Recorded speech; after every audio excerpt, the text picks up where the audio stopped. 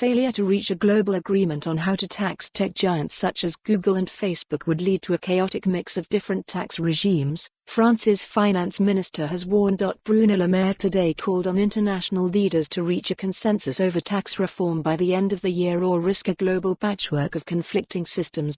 Read more. Mark Zuckerberg accepts Facebook may have to pay more tax in Europe. Let's be clear, either we have at the end of 2020 an international solution clearly in the interest of all countries and digital companies, or there is no solution and then it will be up for national taxes to enter into force, he told Reuters. The Organization for Economic Cooperation and Development, OECD, is plotting a global policy to make digital companies pay tax in where they do business, rather than where they are registered. It comes in response to concerns that tech giants are avoiding paying their fair share of tax by basing their companies in low-tax areas such as Ireland. But the plans have been met with opposition in the US, with President Donald Trump arguing that they unfairly targeted American companies. The proposals could also be scuppered by unilateral laws in specific countries.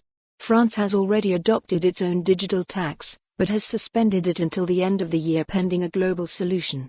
The UK is set to roll out a similar levy from April. However, finance ministers and central bank governors from the world's 20 largest economies, the G20, today met in Riyadh for talks on global economic issues, with digital tax at the top of the two-day agenda. For the first time there is wide consensus among the G20 members on the necessity of having a new international taxation system, Le Maire said. We have to address the issue of digital companies making profits in many countries without any physical presence, which means without paying the due level of taxes. He added, and we also have to address the key question of minimum taxation and the risk of having a race to the bottom on taxation.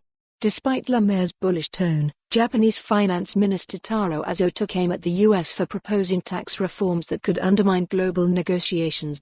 Read more. Tax system gives tech giants unfair advantage, says Publicis boss. The OECD's plans were stalled last year by last-minute changes demanded by Washington, including a so-called safe harbor regime which critics say would allow multinational tech firms to bypass any new laws. I told my counterparts that Japan is very concerned about the safe harbor proposal, Aso told reporters. It would extremely diminish the regulatory effect of what we're trying to do. That is a view expressed by various countries. For more on this story, visit the news article link.